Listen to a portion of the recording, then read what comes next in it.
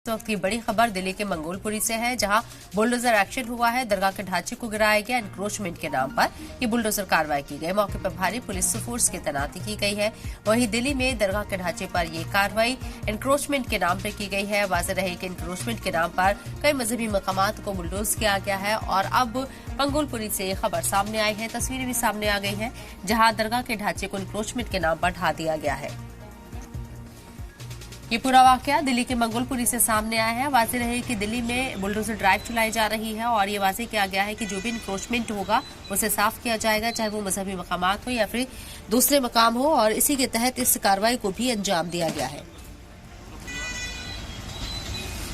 दिल्ली में दरगाह के ढांचे पर बुलडोजर कार्रवाई सवाल खड़े कर रही है कि वाकई में ये जो दरगाह थी इंक्रोचमेंट करके बनाई गई थी, इसके पीछे कुछ और हकीकत है। हालांकि इंतजामिया ने इसे इंक्रोचमेंट करार दिया और ये बड़ी कार्रवाई की।